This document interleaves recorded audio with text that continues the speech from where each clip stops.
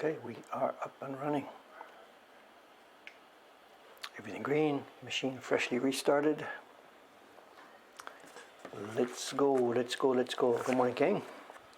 My to-do list today is quite short. 1, 2, 3, 4, 5 items only. I feel like I could get through them all. Impossible, but... Hello, hello, hello.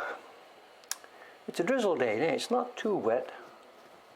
It's funny, I put the garbage out last night. This is Thursday morning, so the recycled garbage has to go. Cans and bottles, I remember to do it. And I looked at the sky last night, it looked clear and blue. I thought we were going to have a blue sky, so I put the cardboard out as well. And it got kind of soggy during the night, so no idea, we'll see. I did what I could do. Good morning, everybody. Okay, the job today, you can see actually, if you've been following along for the past few streams, you can see there has been a bunch more progress than what's been done just on the stream. Oops, upside down. Bits and bits of this have happened on the stream. Yesterday, I took pretty much the whole day and sat here working on this. So we're really crawling around.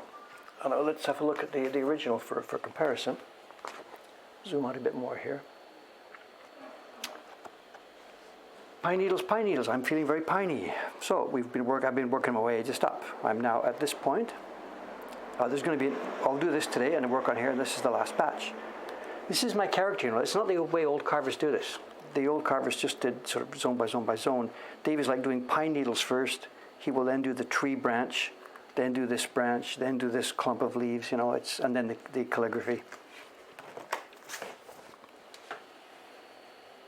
Also, too, I'm clearing out as I go, and that's not the way it was done. Absolutely. They did their stage 1 first. Only one tool. You don't waste time changing back and forth, changing back and forth. Just one tool, do the job with that one tool. Then you switch to your big guns, clear away the junk, and then you switch to your ice ski group. The way Dave does it, cutting, clearing, cutting, clearing, cutting, clearing. The old guy would just facepalm. What are you doing? You waste so much time moving your hand back and forth, picking up a different tool. They would just facepalm. But I don't care. I don't really care. I'm not in this for, how much can I get done, time is money, all that stuff. I don't care. I want pleasant, peaceful work, and to me it's much more pleasant doing it this way. Although, honestly speaking, there is a downside. By cutting it this way, I've cut the lines, I've cleared away, and the lines are now exposed. They're exposed. And all the rest of the time I do this, my hand is rubbing back and forth, back and forth, back and forth on these. And I imagine, my hand is not so deadly here, but it's wear and tear, Anyway, things are what they are. Let's zoom in and get going. So, as John's mentioned, it's next year's print. The smoke, actually, I gotta close the door. I can't stand this. Just a minute, I gotta go and close the door for a second. There's a cloud of smoke. You can see 2 guys there. There's about 7, 8, or 9 guys, and they're hanging around drinking coffee, smoking before they get going. Hang on one sec.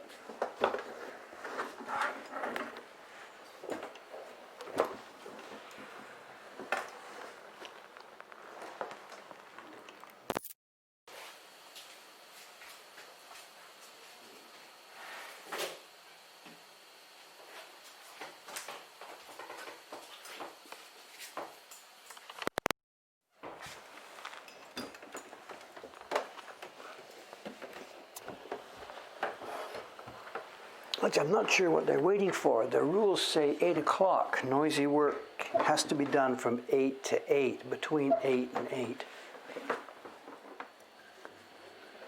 For those of you who just joined us, this is the demolition crew. The kimono shop is gone. They've finished finally moving out all their stuff. And the leader of this crew came yesterday for the aisatsu to explain what's going on. Starting today and going till the 12th of October, they have 12 days. They've been given 12 days to gut this place, the first 2 floors. And they are gutting it to what's called skeleton shape. Nothing but the bare concrete and steel. Everything inside it, the floor, the roof, the wires, I don't know the plumbing. They might leave like water pipes and stuff down there. Other than that, it's being gutted. And then the new people that are coming in, it's going to be an izakaya. It's going to be a Niku Senmon Izakaya. An izakaya, a Japanese pub that specializes in steaks, I guess. Who knows? And the other thing, I've put my camera out there on the usual way, but these guys might have something to say about this. There are in the group there are some foreign voices, and I couldn't recognize it. Indonesia, Nepal, something like that. There's 3 or 4 or 5 guys in the group who are imported workers, and they may be legit, they may not be. I have no idea about that. But if they see the camera, it's possible the crew boss might come over and say, "Come on, guy, get that out of here." So we'll see. If so, I will take the camera down. Tom 1060 says, "Well, I tried." What did you try? I don't know. I'm sorry.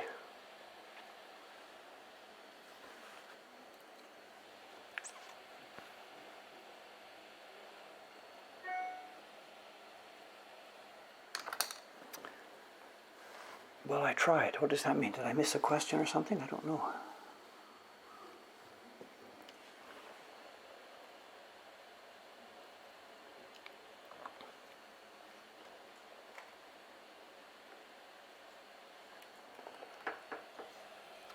Is the paper out? No, there's no paper out because there are no yellow dots on the fridge door upstairs today. There won't be anybody here. Okay, actually, yes, I can mention this now. I know. A couple of weeks ago, well, I don't need to tell the whole story. Anyway, whatever.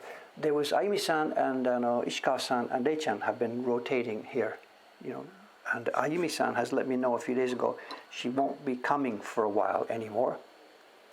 Anymore meaning a couple of years. Ayumi-san, Ohashi Ayumi-san, has booked off now for a couple of years. And we know why. She's 20, what is she now, 25, 26? She has booked off. And for what, for her, is congratulation news. For us, I have to say congratulations, but we're going to lose her for about 2 years.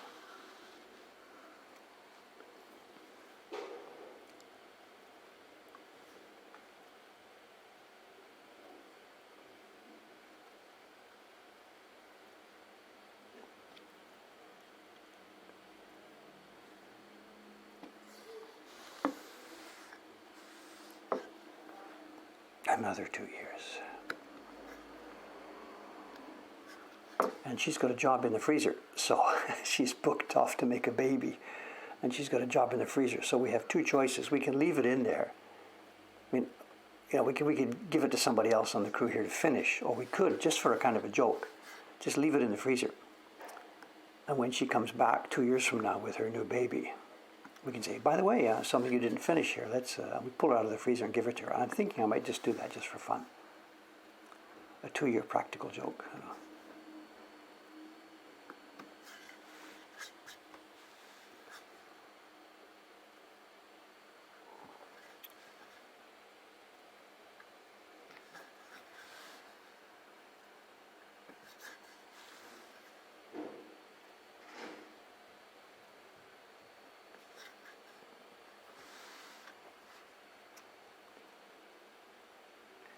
I see. I don't know if you can hear it.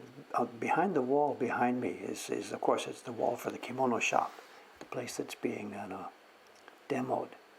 And it's 2 stores, two floors, upstairs and downstairs. Actually, the building is 3, but the kimono shop owned 2. And I guess they're probably going to start with the 2nd floor because I can hear the footsteps going up and down, up and down, up and down already on the 2nd floor behind me. So.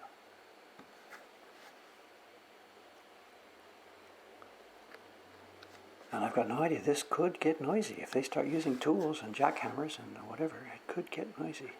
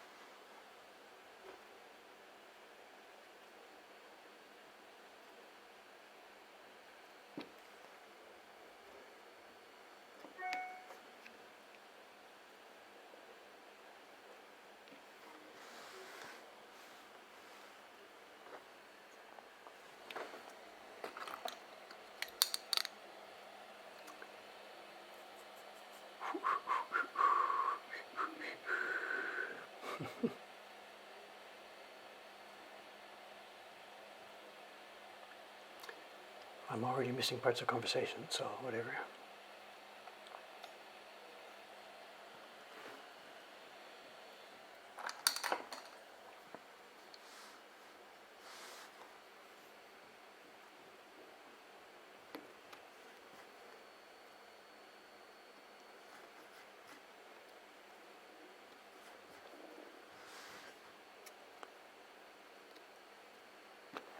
Seeing this demolition happen here, in the Saksides, when we came in here, it was six years ago now. We came in, and we in our turn did the same thing. We didn't destroy the building as it happened. Just we built on what was already there. But the pattern in Japan, for the most part, is you don't take what's already there. You just strip the building out to the bare walls and to start again with your own new, fresh design. It's the culture, It seems a bit wasteful sometimes, but in this case, it's really no choice. They're coming in to build a restaurant, and at the moment, it's just sort of a showroom shape. It was shoes first, and then kimono. And for a restaurant, of course, you need a kitchen and all that kind of stuff. So they have no choice really in this case. They're gonna gut this place and build from the beginning. But they'll do everything. They'll rip the floor out. There'll be a whole bunch of really cool materials thrown away. Nobody uses second-hand construction supplies in Japan. They all start from scratch.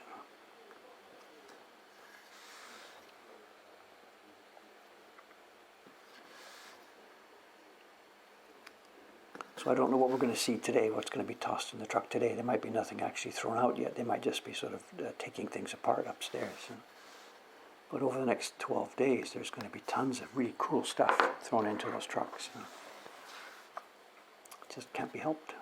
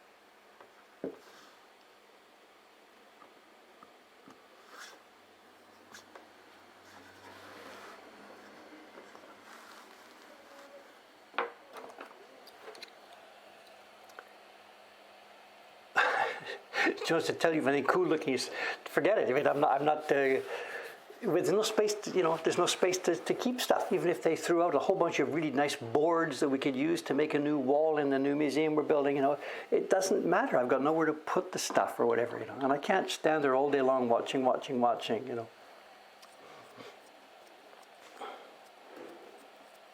So it's none of my business. I'll just let it go. When we start our own construction next month or 2 months from now, we'll just be on.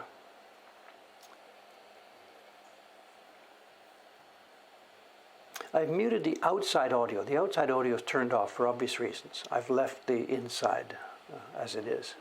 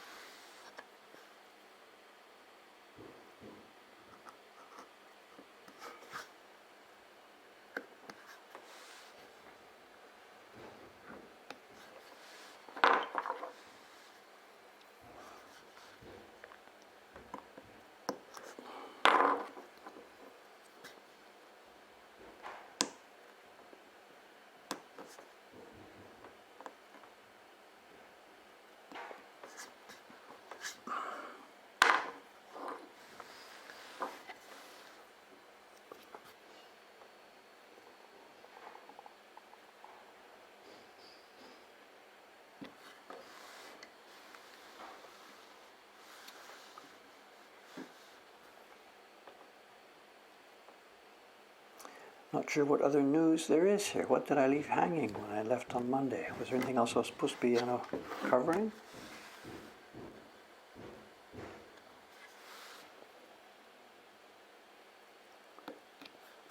What news?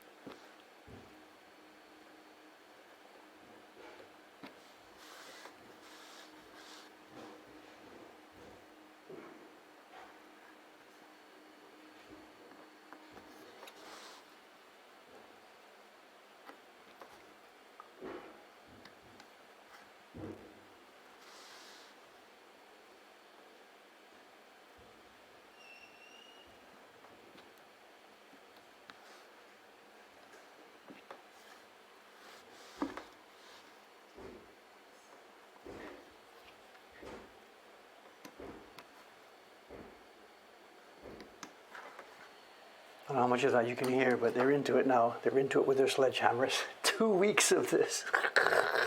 It's okay, we do it to other people, they do it to us. What goes around comes around. Can't be helped. Can't be helped. The kimono shop was indeed always so busy, but you know what's happening. They're done, and they made their call. Instead of waiting and waiting and waiting and waiting, they made their call. Cut and run. They're going to save their money, and maybe they will try and find another location years from now. They're clearly thinking that it's going to be years before overseas customers come back. We've made the call the other way. We're going to try and hold tight. And the rent, I guess, we have a reasonable rent. They probably had a full market level rent, and it would just be unsustainable to pay $7,000, $8,000, $9,000 per month for a 2-floor space. They've made their call. The guy with the yellow, he's not part of the demolition crew. He must be, he'll be, I guess, guiding people by on the sidewalk and stuff like that. And he's the, what do you call it, safety man.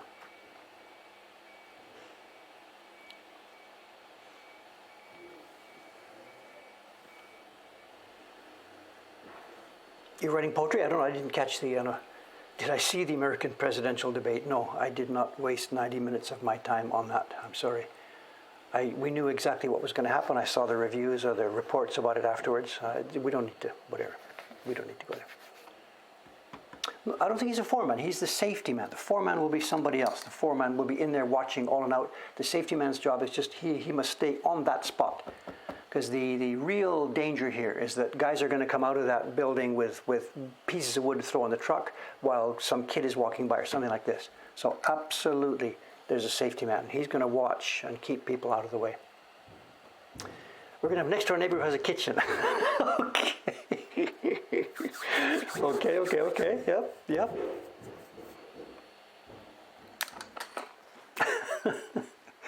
What possibilities are opening up? Who knows?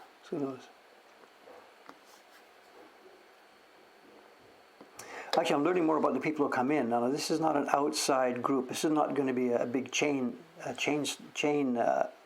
Izakaya, sometimes there's chains that are pub chains. This is not. This is a group of local people. It turns out. And those of you who have been here before, John, maybe whatever other people, 2 doors down or 3 doors down at the corner, there's what's called a dango yasan. There's a place that sells dango mochi, and round balls of rice on a skewer. If you go outside our front door, go to the corner, and at the corner there, it's actually across the street, there's a dango yasan. And he's still there, he's still going on. But another one of his family members is going to be running this new izakaya. So it's a family from the area. So they know what's going on, what the mood is, and what happens around here. I guess, I don't know if it's a brother or I don't know the exact details. But so it's a local family who is opening this place.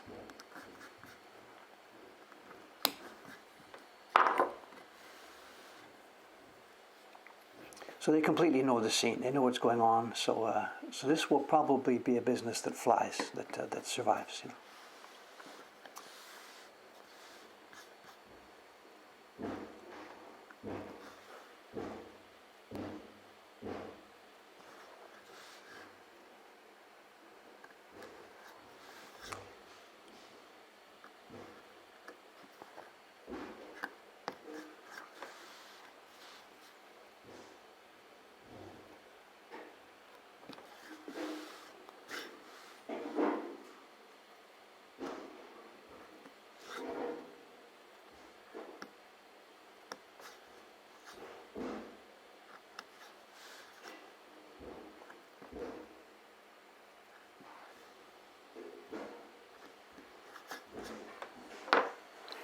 It's like they're going through wall boards and stuff, whatever.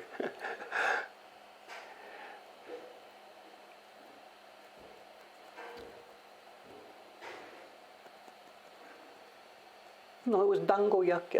Dango, desu ne.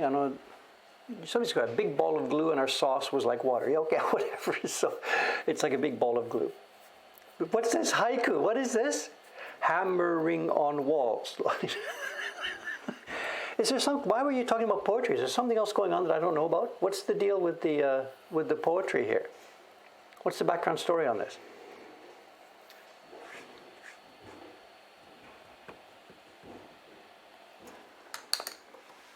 Is there a backstory I don't know about here?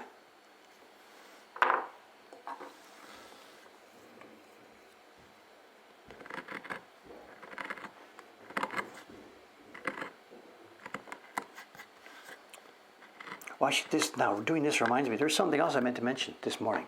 I've been testing the tools. You know, we've got a new tool line coming up. I've been testing them.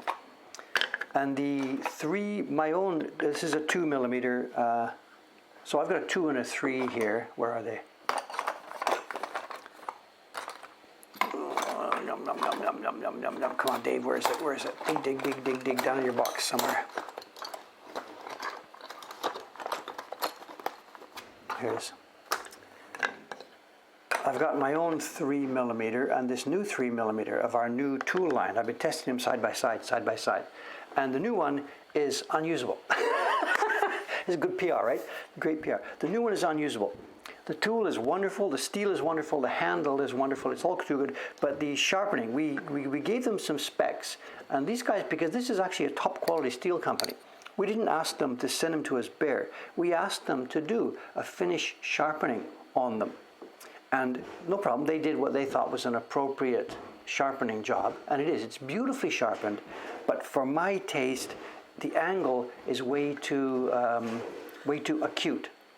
And what happens when you use mine, let's get a safe place here. When you cut with mine, the angle here, the way I hold it and the bevel at the bottom, the bevel is now almost actually the same as the wood surface. And it means that I can scoop just a little bit and the knife doesn't want to go down and dig inside. It's a little bit dangerous in that it wants to shoot forward, which could be very dangerous hitting something. But you can scoop a little or you can scoop a lot and you get exactly what you want.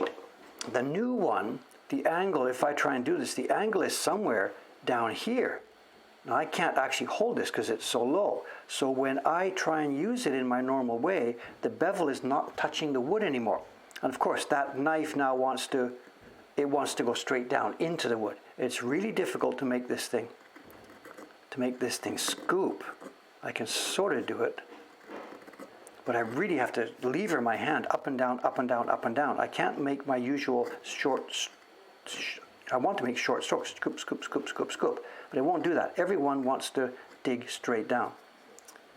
So I'm going to have to tell them, adjust that bevel, cut it back, so that when I'm at this angle, it's flat on the wood.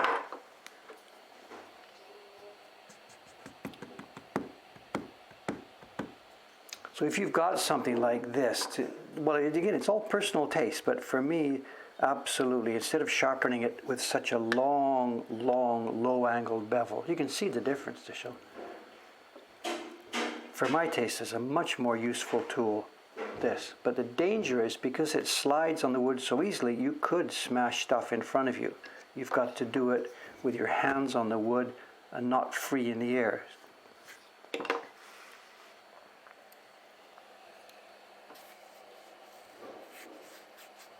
Poetry, just this instant meme came up, did it? Hi. A pal and I trade Trader Park haiku. Okay, all right. The work these men are doing shouldn't have any effect on our floating pole, I hope. Actually, that's not quite true, because with the new shop coming in, it means there will be clearly new telephone systems and new electrical connections being made and stuff. And all the local connections for those kind of things are done through that hatch. Our floating pole shadow is the entrance hatch for the NTT telecommunications cabling for this street. So that hatch will at some point be opened and used. Maybe we'll get to see that at some point. That might be lucky, actually. We'll see. One day, I'll keep an eye out for it. One day, when the telecommunications company is doing the new cabling for this new shop, they will have to open that hatch and go down there.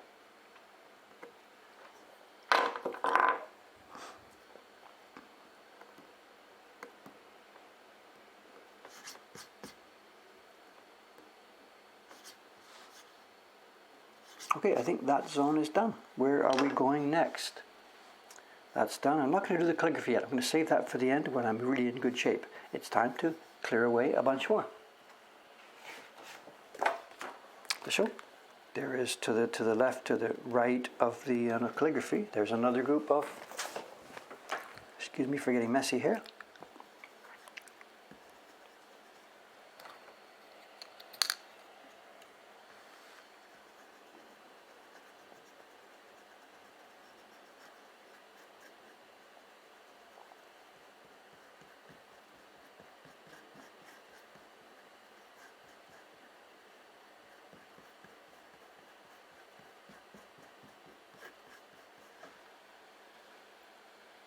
Let's go. Let's go right to the end. That's it. That's it. That's the end of the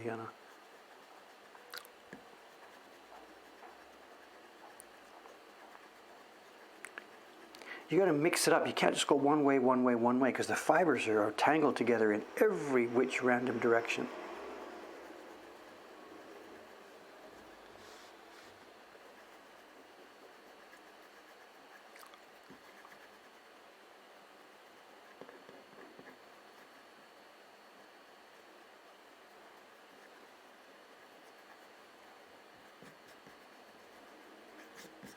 There's a group there that doesn't want to budge.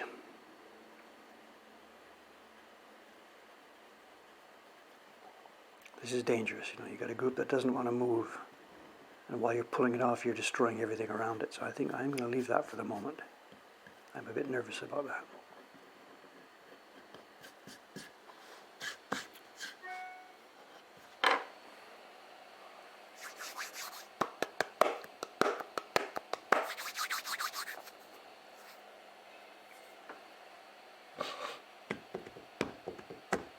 Why is there a PIP camp? What does that mean? A PIP. Oh, picture in picture. Got it. Took me a minute there. Sorry about that.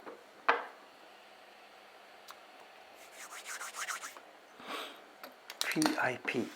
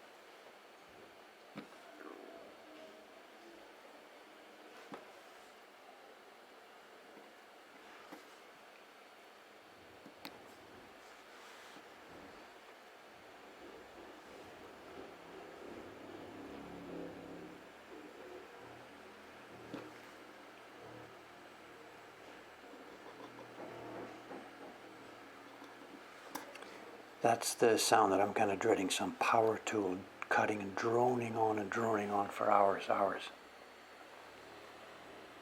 And it's in the concrete, so it's just going through the whole building. So that's the one that's going to be no fun for the next while.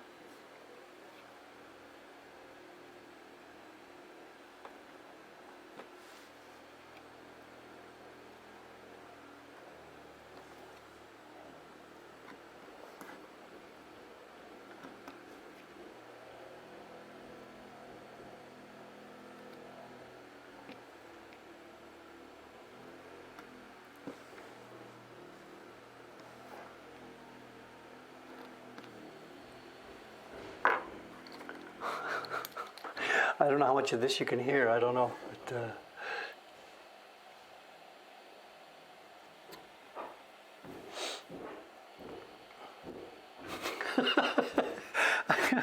I can't read this poetry stuff now, but it sounds like at lunch I'm going to have fun here. I'm going to have fun at lunchtime, it seems. I can't sit here staring at the screen now, sorry, but thank you. It looks like good fun. So.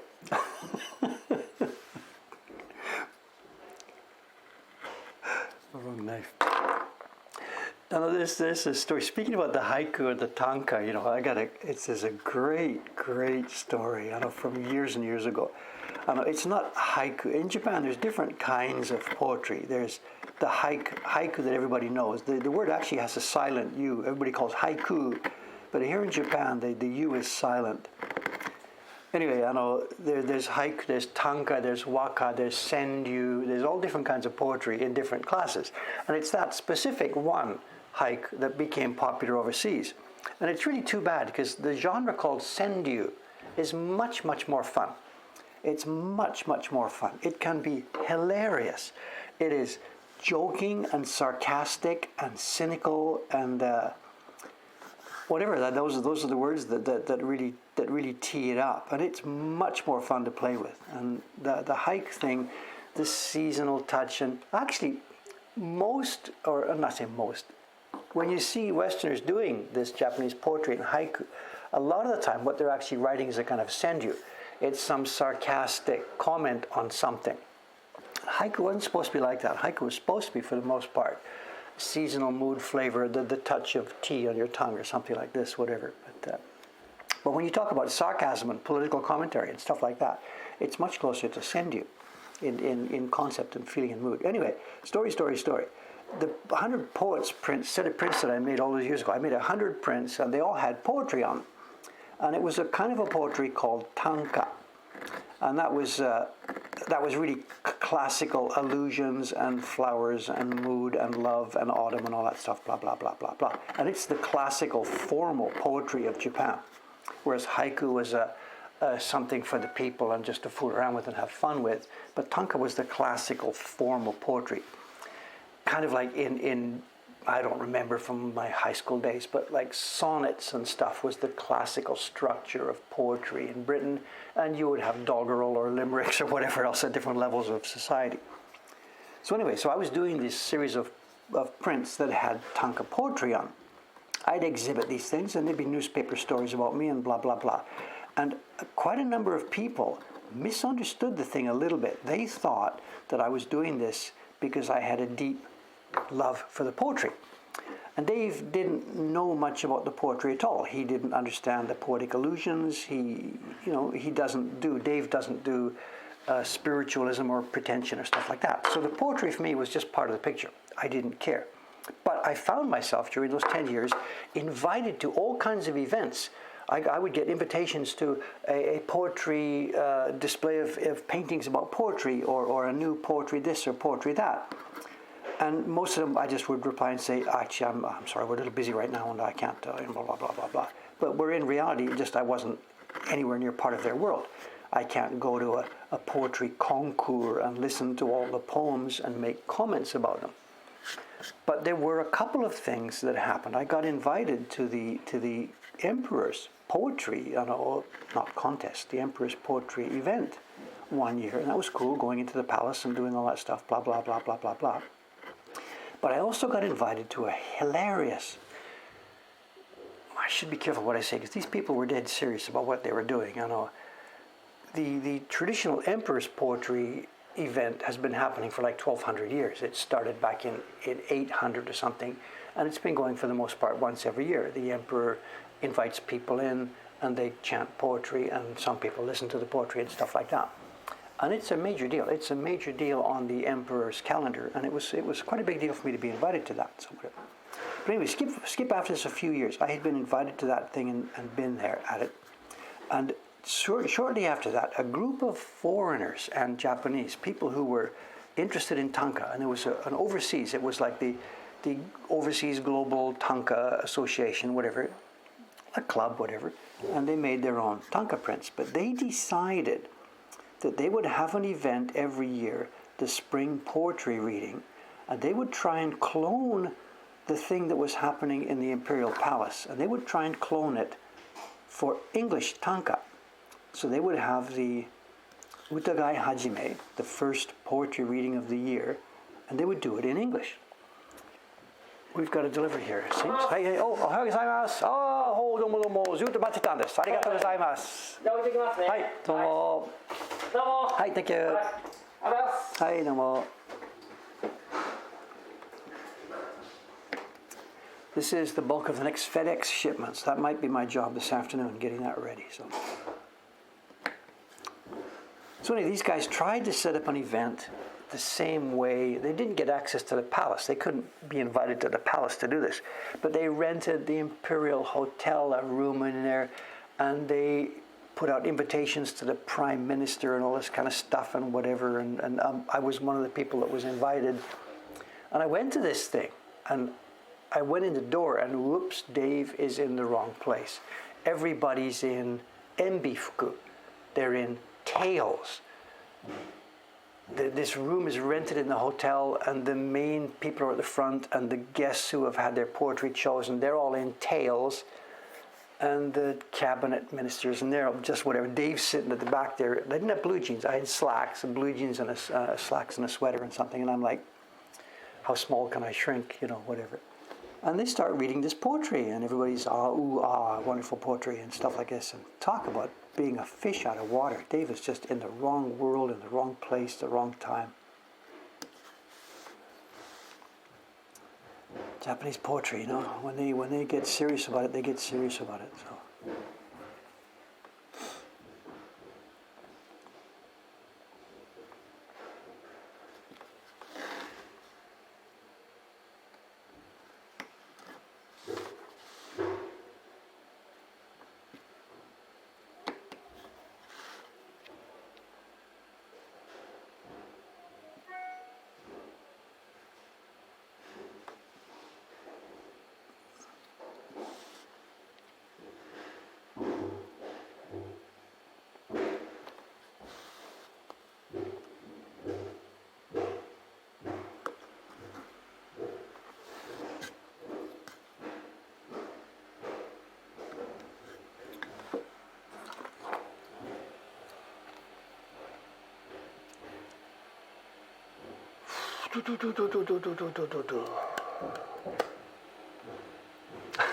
It's a poetry thread today, is it? So God.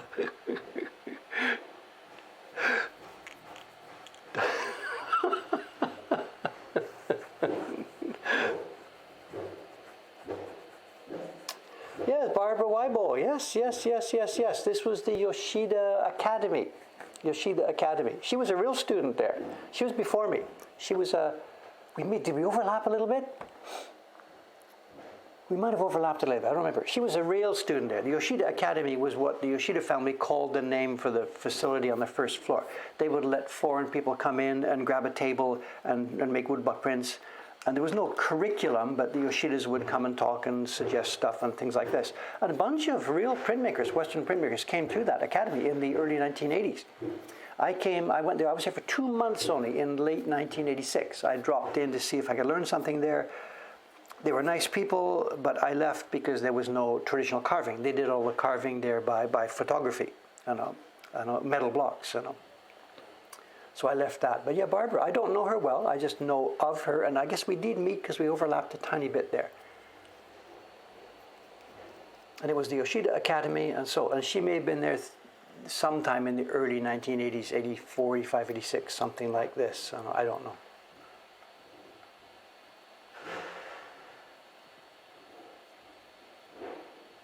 There are a bunch of people with names in the Western printmaking world who did spend time at the Yoshida Academy, yes. Sometimes it's called the Yoshida Studio and sometimes Yoshida Academy. Somebody's mentioned Ralph there, yes. These are not people who are becoming carvers or printers. These are people who are making modern art. They're in the Sosaku world. The Yoshida people were not teaching techniques. The Yoshida people were showing how they make their prints, which was one designer having an idea, cutting some blocks, and then printing some copies, doing limited editions. So the people who were there, the Westerners who were there, were not training to become craftsmen in the sense that Dave was looking for. They were artists, trying to learn from Toshi-san, Toshi Sensei, about his philosophy and style of printmaking. Suzanne Aitkins came out through there. Joshua Rome, I think. I'm not quite sure. Again, these people are before my time, so I don't know.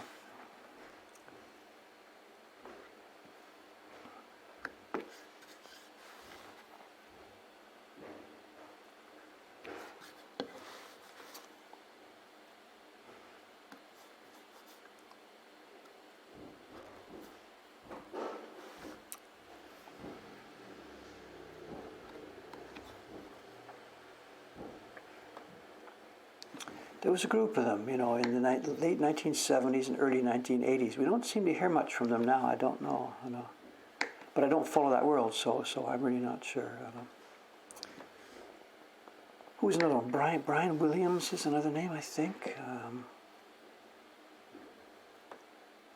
Micah, I don't know how to pronounce his last name. Micah Schwaberau? I don't know his pronunciation of his name.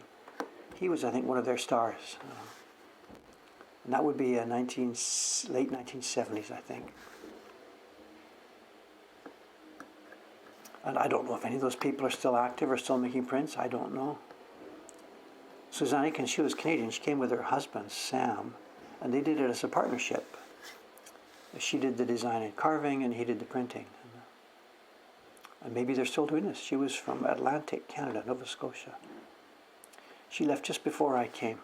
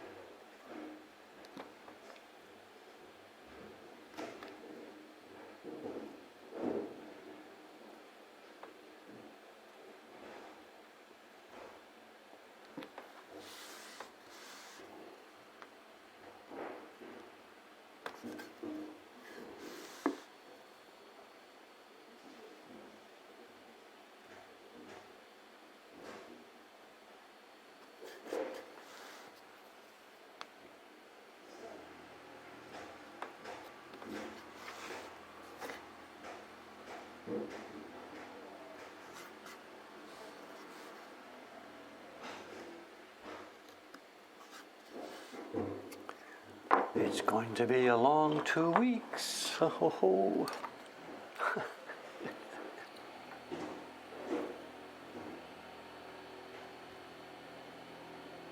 So she's still making prints, is she? Interesting.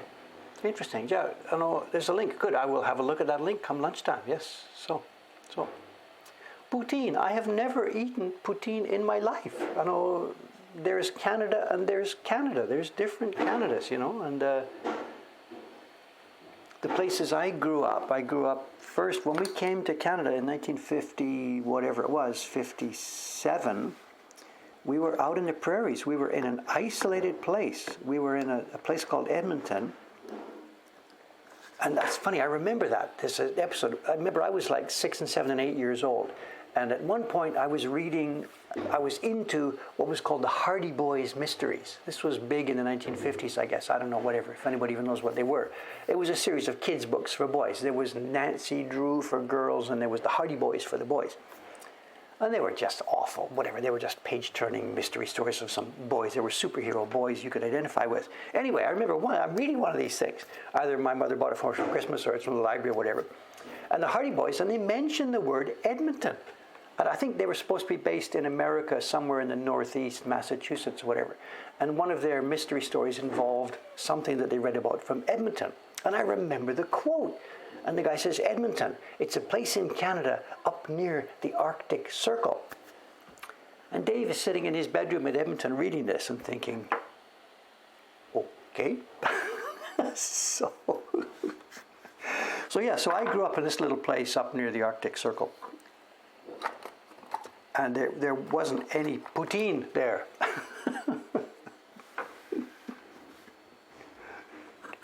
Up near the Arctic Circle. I wonder if it's still in there. Those books. Don't get me started on this. Find one in a used bookshop or something.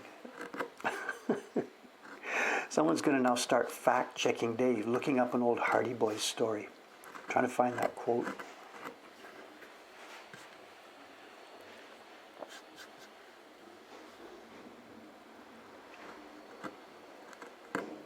It's that kind of world, isn't it? You can tell a little anecdote. It's not even a story. You can tell a little anecdote like that. And crap, that stuff is probably online. You probably go to what's it called? The place that has all the old books, Gutenberg, whatever. So I'm going to look up in a minute and turn right and look at this chat, and somebody will have already found that quote in a book already, you know. Talk about fact-checking. I'm going to be careful what I say, you know. Or maybe just fact-checking doesn't matter anymore in this new world we're in, you know. After all, if the president can just say what he wants, you know, maybe I can do the same thing.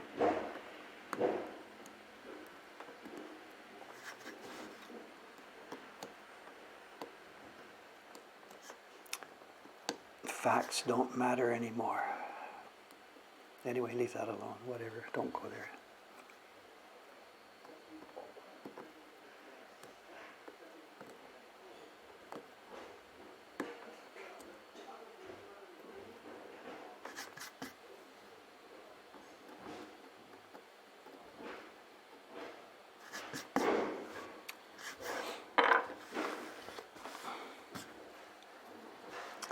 Okay, I'll do this the same way as I did the others. I'll isolate the tree. This is a tree branch, so we'll do the tree. Just start some random place here.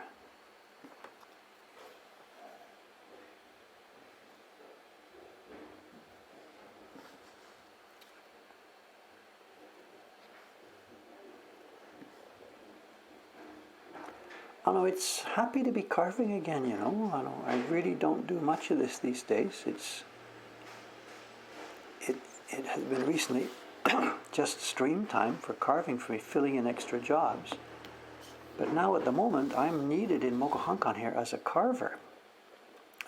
Because we're combining two series at the moment. We're finishing up the 2020 series. Those two carvers are still busy on that, John-san and Kawasaki-san. They're still busy with 2020. We've fallen bit by bit behind. So I'm jumping into the team here to work on number 1 for next year. Kawasaki-san has just finished number 11, and she is now jumping ahead to work on number 2 for next year. And then Chon-san, as soon as he's finished number 12, which will be very soon now, he's going to jump ahead and work on number 3 for next year. So we're jumping ahead of each other here, step by step.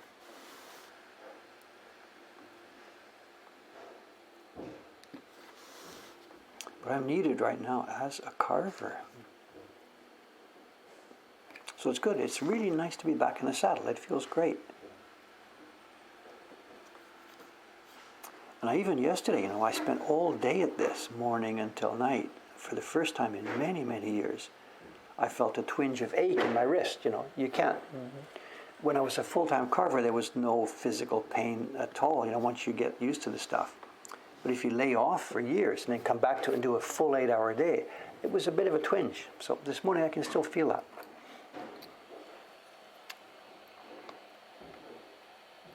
Look at all this commentary. I cannot see this. I'm sorry. So, Newfoundland somebody's from, the other end of the country. So,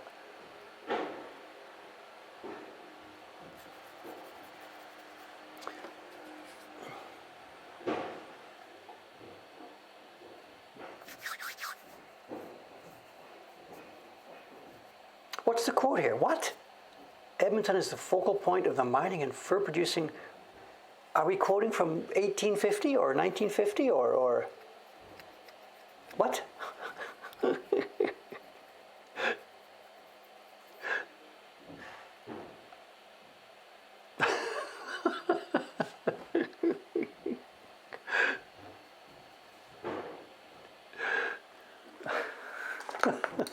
I'm sorry. Actually, when I read through the commentary, the chat for the last stream, this would be what's today? Today's Thursday, so I guess I must have been reading Monday's stream. And somebody mentioned this, that I had been frustrated because I couldn't read what was going on and join the chat. And somebody had said something like, I need a heads down display. And this would be doable, you know. I've got a screen here. I'm looking through a lens, actually. But if you could imagine, I could, instead of a lens, I put a camera here, and I was a bit higher, and I was looking at a screen, and you could scroll the chat across the screen, you know. I mean, like, I'm not so sure if I actually want to do that. Try and carve this line right now with chat rolling by. But hey, if guys, jet fighter pilots can do it,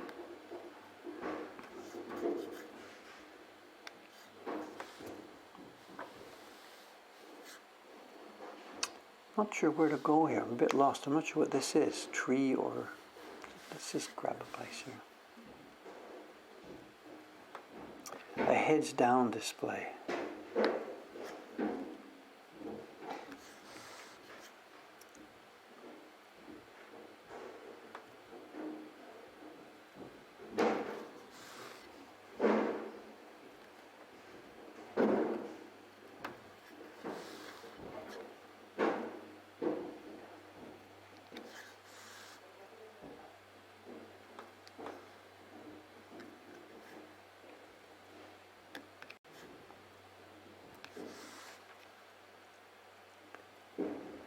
That demolition next door, you know, reminds me of ours, you know, 6.5 years ago when we came into this building. The first couple of weeks for us before we started building was demolition. And different from what they're doing next door. What they're destroying right now, these are the cabinetry and constructions that were done some few years ago. The shoe store came in there I think it was about 8 years ago, and rebuilt it from scratch. So the stuff they're destroying now was put in, well, as I said, certainly less than 10 years ago. But when we did our demolition 6.5 years ago, we were destroying stuff that had been put in the 1950s. And the stuff we took down, we had to take down a couple of walls. And they were walls that were done with that plaster, with like horsehair and stuff and mixed into it, and straw. And we were pulling down this plaster, which had been dried out for like 60 years, and it was horsehair and straw and lath, you know, that lath stuff on the back, and it would come down in chunks and dust. We had masks and stuff on, of course, absolutely, we had masks and stuff on, but it was insanely dirty, just insanely dirty. At some point we were trying to take pictures and we couldn't, because the air in the room, there was so much dust, we couldn't take pictures of what was going on. It was like being in a California wildfire or something. So much the air was just so thick, you know.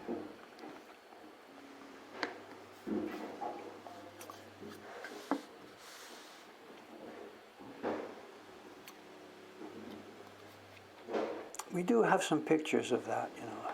I should get some ready and show them. That'd be fun, you know.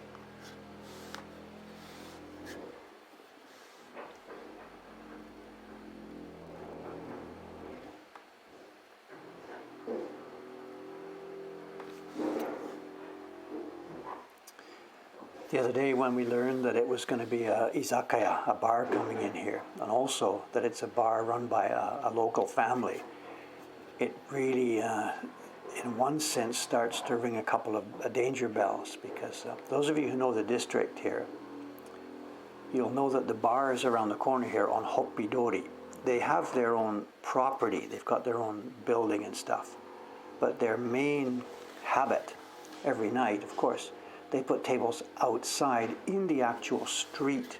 And Hoppidori has become famous for that. It's a bar street now where the people sit in the street.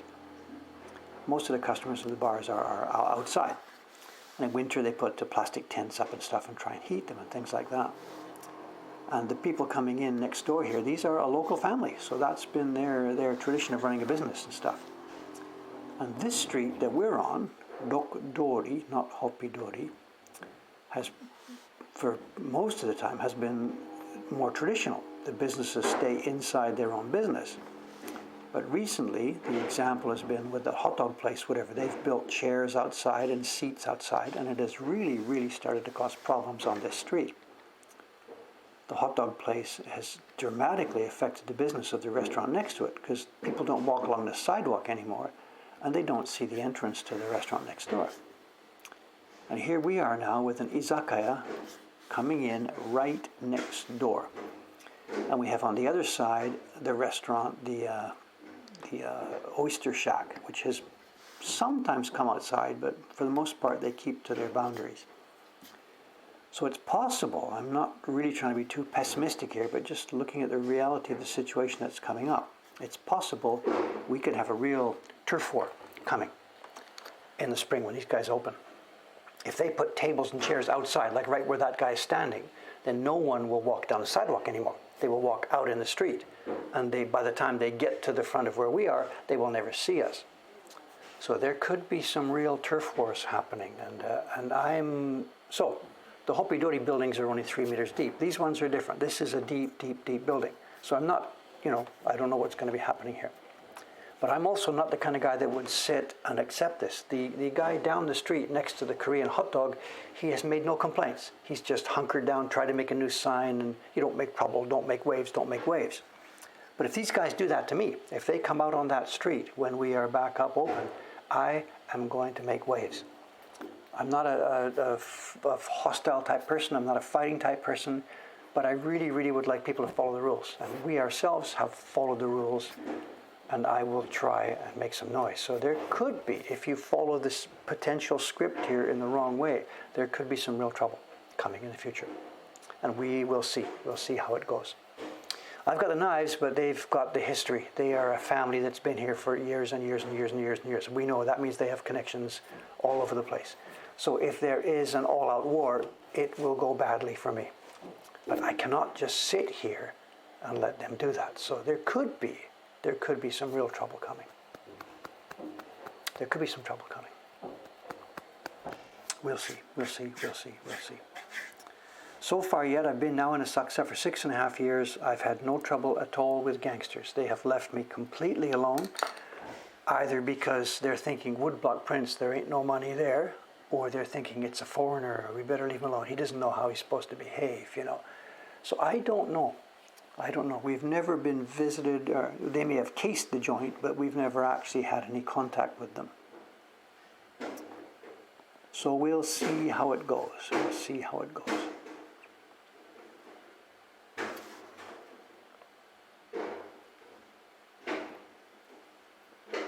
I may be unduly pessimistic on that. Well, I'm not pessimistic. I'm just describing a possible scenario that could play. We'll see how it goes.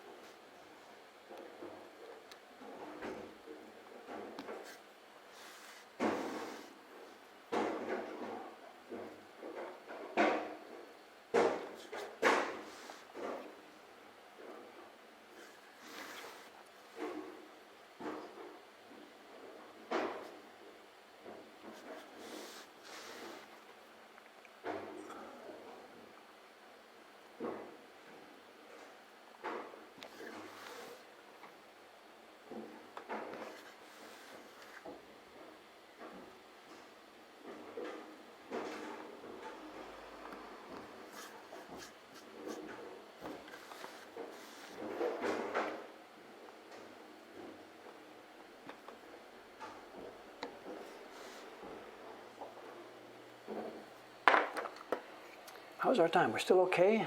Okay, actually we're still okay. I forgot to prepare one link for you as a prep for the show and tell later. We do have a show and tell today. It's not a big dramatic show and tell. But before I show the new show and tell, I also want to recap something that happened the other day. I'm going to give you the link here so you can prep this while I'm still carving here. In the show and tell a couple of days ago, I showed a set of small Sennschafter prints that we received.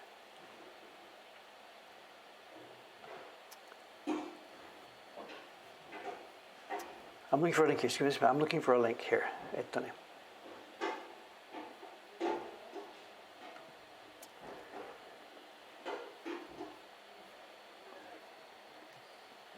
Okay, here we go. I got the link.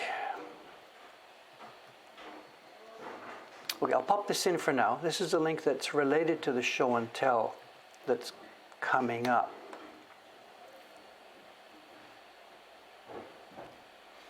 Are the Yaksa scenes in movies where they ask for protection money? Of course they do. That's one of their main deals. It's a thing around here. It's a thing.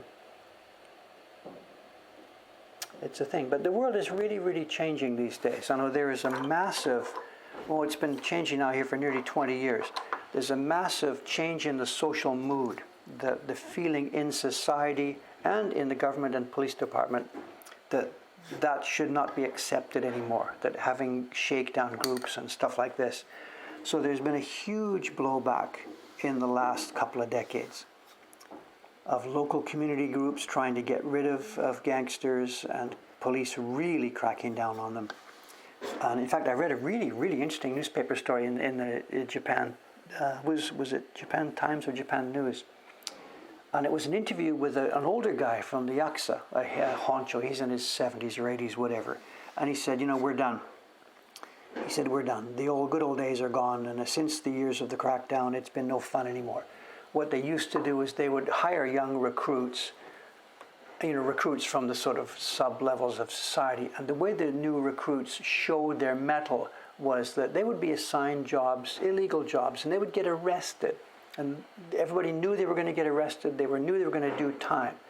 You could never become like a fully fledged member of these groups until you'd sort of done your time, 2 years, 3 years, 5 years, whatever. Then you came out and they knew, okay, now you're with us, you're in, you're with us in this. And he said the young people now these days are not willing to do that. So he said they can't get recruits. He said all they can get is just the worst of people with no, blah, blah, blah, whatever. And he said, that's it. We've had no good levels of recruits now for the past 10, 15 years. And he said, we're coming apart. And they are having, the Yaksa community is aging without strong, healthy 20s and 30s, whatever, coming in. All that's left is the old guys at the top. It sounds like the Craftsmen's Association for the Woodblock Prints, but it's society, Japanese society as a whole. And he said, that's it. Our glory days are gone. We're done. We're just going to run out our time here, and that's it. And he said, it's all different. And this is sort of cool to hear that that sort of pattern of life is becoming not attractive to young people anymore. It was really, really interesting to read that.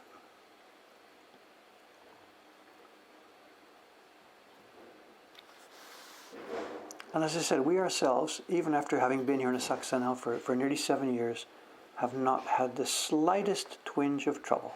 Nothing. Nothing whatsoever. We behave ourselves, we try and play by the rules, and we've been left completely alone.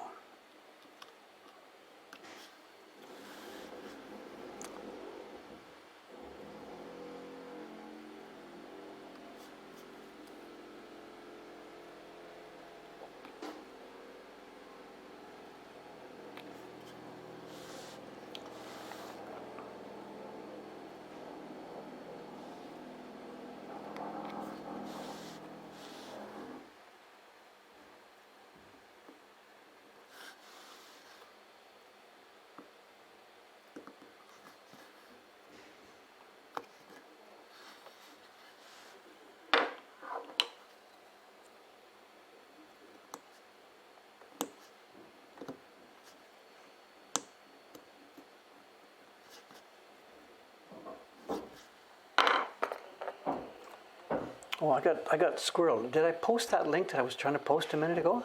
Yes, I did. Okay, okay. Hi.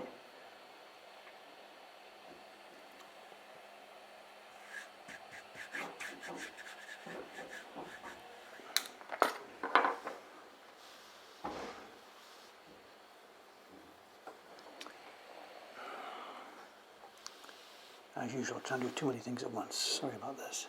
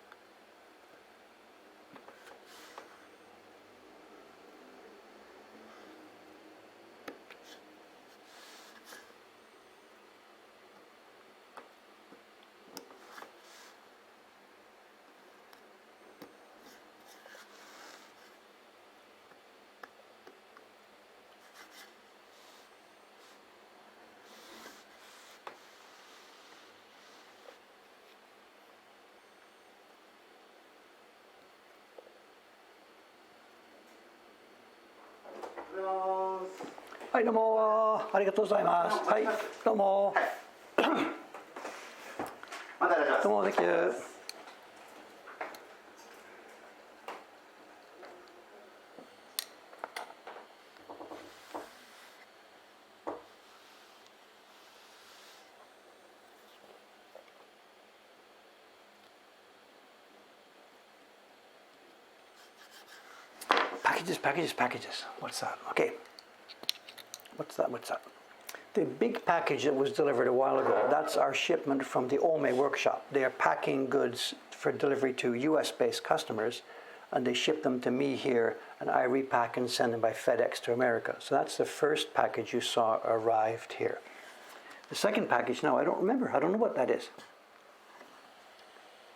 Oh, yeah. It's some books. It's some books about, it's nothing for the show and tell. It's just Japanese books that mean nothing. I mean, they don't mean anything to you. I have an alert flag in auctions here for any books about old washi making. And somebody on an auction had 4 books in a group. One of them published by the Ministry of Culture, like 1930s or so, trying to document information on Japanese papermaking. And they came up on an auction a couple of nights ago, so I bought those. But they're not anything interesting to be able to show you for a show and tell. Here's a Japanese book. Here's some Japanese text. It's not going to show us anything. So, but as I said, I do have a show and tell prepared. 2 things. First, I'm going to recap a tiny bit. I put the link in a few minutes ago. about a book. A friend and collector, Jacques Commandeur in Holland. He's known about my work for years and years. We're good friends. He's come over here now a bunch of times. And when we showed these Senjafada prints the other day, I saw they're themed Sumidagawa Ryogan on both sides of the Sumidagawa. And seeing some of the pictures, I thought, oh, that looks, looks derivative of the Hokusai set. Hokusai did a set of 3 books, both banks of the Sumida River. And as we were flipping through these things the other day, here and there, I didn't think much of it, but here and there I said, oh, they've popped out of the top. Hokusai also did this in his book. But what I didn't pick up, and what I should have picked up, was that this entire series is lifted from Hokusai's book. Some of them are pretty much the same. Some of them are sort of parodied. In the Hokusai book, we have a character doing this, but he doesn't have a bare bum. Different structures. So these people, also, I don't think that's there. But for the most part, all of these Senjafada prints, this one for sure, it's the same thing. The view of Sensoji are taken from the Hokusai book. So, and I didn't catch this. I didn't realize that the whole book was taken from the Hokusai originals. And Jacques Commandeur, who saw this stream sometime after, he saw it on a replay, he said, oh my God, Dave doesn't get this. Dave, don't you realize the whole book? So he himself, the link I posted just a while ago, Jacques has carefully scanned his copy of the book. And he's got a Taisho era reproduction. We show these all the time, right? Almost not every stream recently, but 1 in 10 streams is Dave has got this Taisho era reproduction book of an old Edo book. The old Edo books are extremely expensive and rare to come by, and the reproductions are more common. So Jacques has the copy, and I don't have one here to compare. We can put page by page the Hokusai original and the Senjafada. So what I'm going to do, just to help us with this, Watanabe-san is here next Friday. I'm going to ask her to shoot these things. Normally this wouldn't go into the collection because it's not a full set. But I'm going to ask her to shoot these and to put them up on the collection website so we can compare. Excuse me. We can compare back and forth with the Hokusai book. Now, I don't have, well, I do, this is interesting. Jacques has the Taisho era reproduction set. And what I have, and it's in Ome, I don't have it here to show you right now. I have an original set of this book, the Hokusai Sumidagawa Ryogan Ichiran, both banks of the Sumidagawa, 3 volumes. I have an original set, asterisk. What's the deal? Asterisk. You know, when they got a baseball, right? The home run champion, asterisk, because we know he was taking drugs or something like this. So it's not a real home run champion. I have an original set of the book Hokusai, both sides of the Sumidagawa, asterisk. And we'll leave that part of it right there for now. It's in Ome. I don't have it to show you, but it will make a great show and tell. So next time I'm out in Ome, it won't be next week. It'll be next year or something, I don't know. Next time I'm out there, I will bring it over and we will have a really, really interesting look at an asterisk woodblock print. Show and tell hype. Okay, now what we've got this week, it's related. This is, again, I didn't choose this. This came up on an auction last week. The link. Let's put the link in. Here's what happened. Where are we? Page auction. This is the auction page. I got these last week. I paid a tiny bit more than I would have liked to have paid for them, but still cheap. The papermaking book doesn't have samples. These are texts, explanatory texts, which I'm really interested in. They're formulas and they're information and names and dates and texts, but they're not samples of paper, these particular books in that box. But it's information. Baseball and asterisks, and we have woodblock printmaking and asterisks too.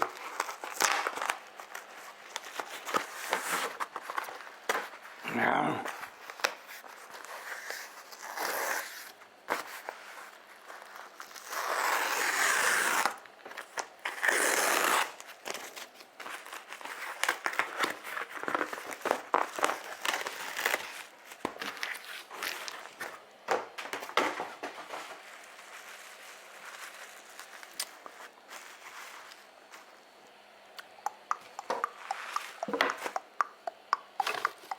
Okay, you can probably see what's going on here. It's related, I said.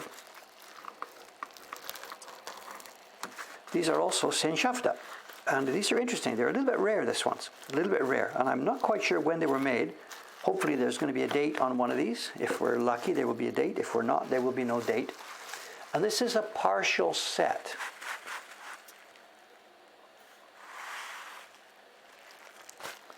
Oh, these are nice. It's not in the greatest condition. These are a rare little thing.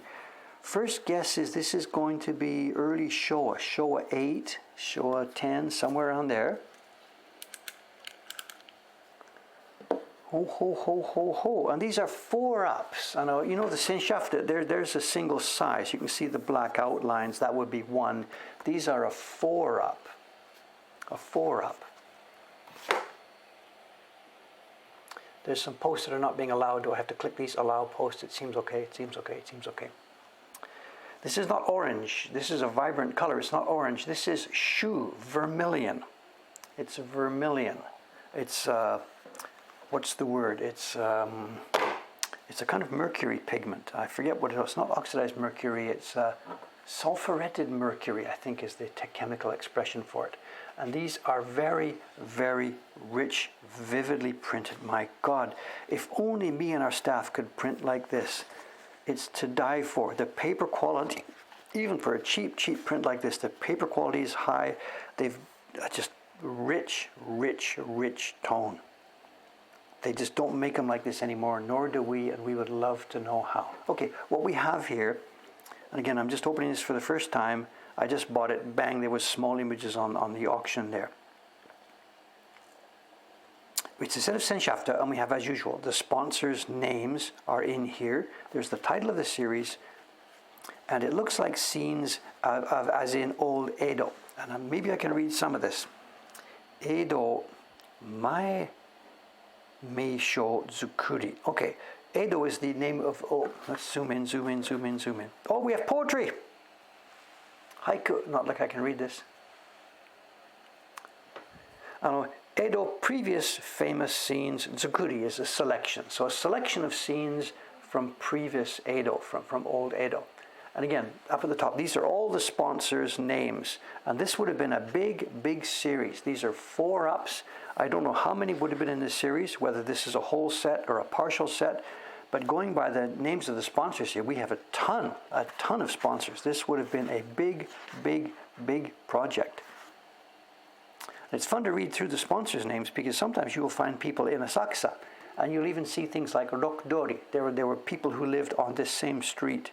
This is Koishikawa. I don't have time to sit here and read all these right now, but absolutely when you read through these names, you find people who were right here in this district, because where we are now is ground zero. Here we are, Nakamise. There we are. These Kaminari mo. Oops, I'm off camera.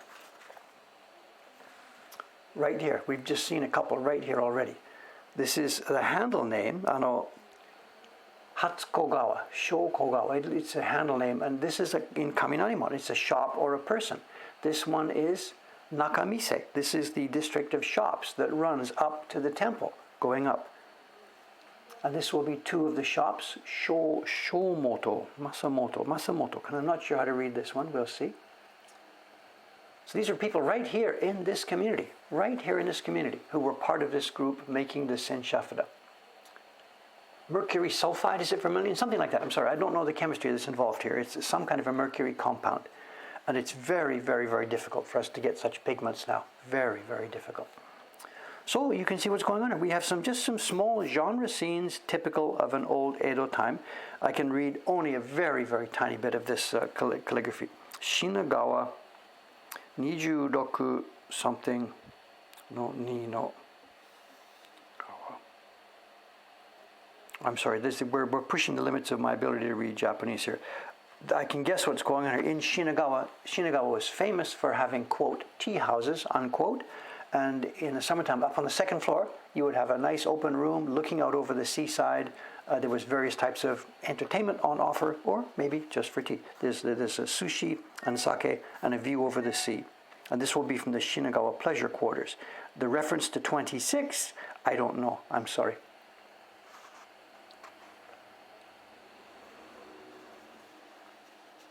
And it's done with a very, you can see they've done what's called kasurebori, scratch brush carving.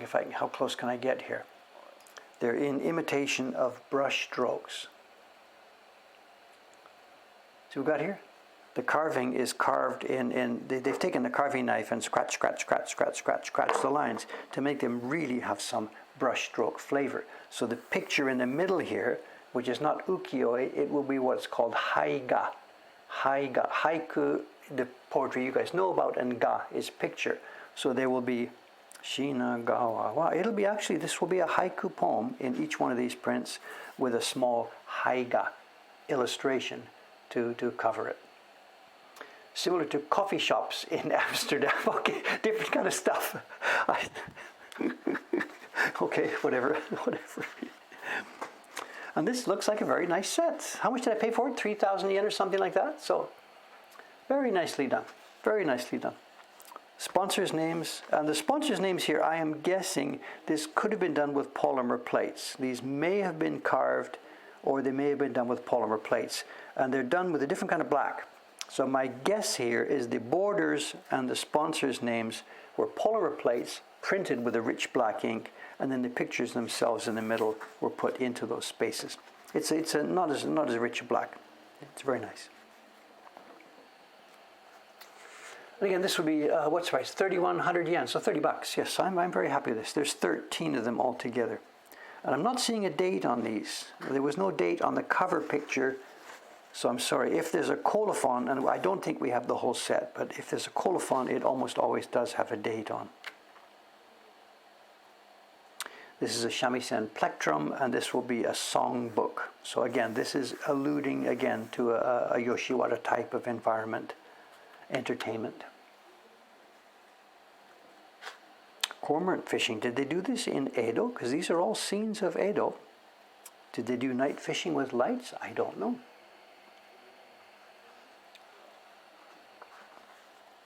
And these are, different pattern here now. So the next group, look at this. This is not polymer plates. These are carved. Look at this.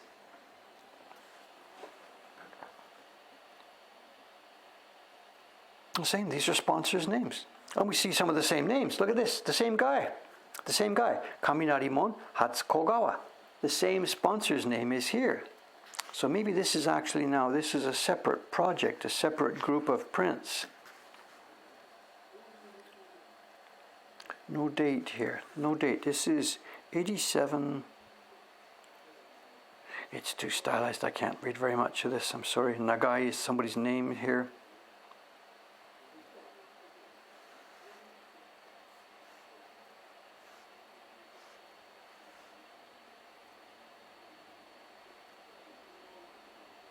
This is readable, but not by Dave at his level, sorry. Beautifully done, beautifully done. The construction here, the carving and the printing is just top quality. Top quality. Again, this is not ukiyo-e type pictures. These are brush drawings translated into woodblock prints. And the quality of the carving is just, oh my God, it's just to die for. Just to die for. So I'm sorry, I don't have any more chapter and verse on when and where these were made. The whole taste and mood of these is the first decade of the Showa period. This is your lucky hammer. This is the Daikoku theme. Ebisu Daikoku, the pair, the guy with the fish and the other guy with the magic hammer. Beautiful drawings, beautifully carved. Horsetails and a butterfly. Look at this. Just so nice. So nice. The handwriting isn't so hard to read for a normal educated Japanese person. This is a little bit calligraphic. Any normal Japanese person will be able to read this pretty much straight. This is not the old archaic script. This is normal script. Just sorry, because it's fancied up to some degree. It's beyond Dave's ability to read the whole thing. I'm sorry. I can pick up characters here and there. There's kokoro, heart. There's tsuki, but I cannot in any way read this. I'm sorry.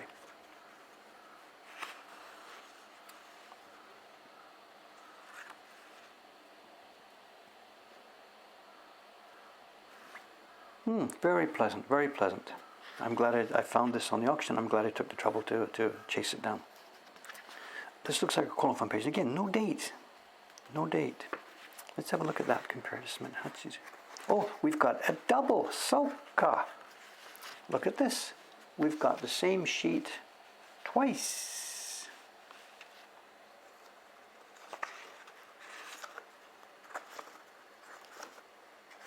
Look at that, same sheet twice. What should we do with this?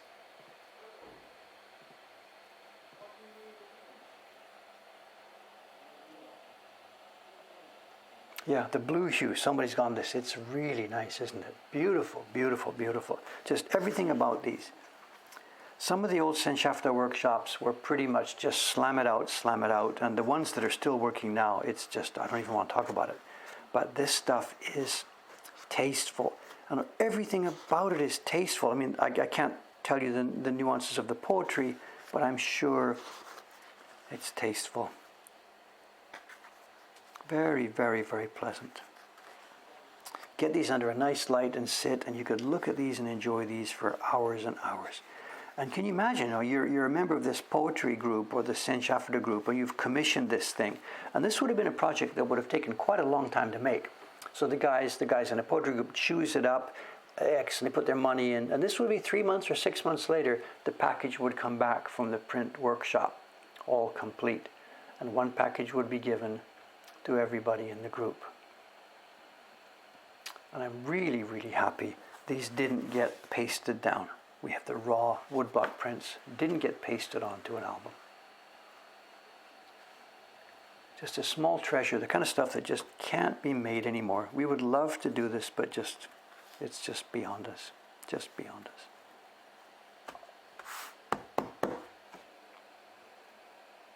Oh, look at this. It has the carvers and printers' names here. And the brush. Some of this I can read, some of this I can't read. Here we are. Here's the production team.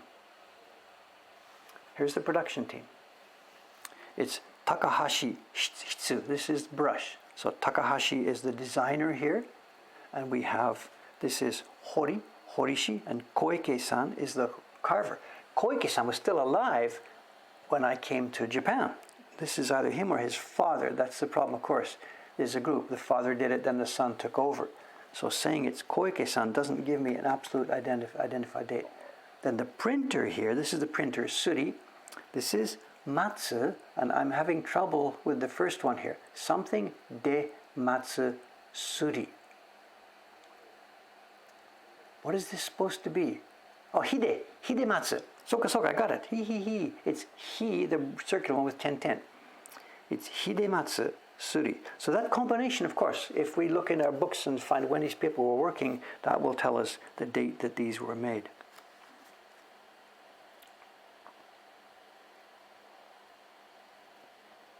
Very, very, very nice little set. It also says set 1.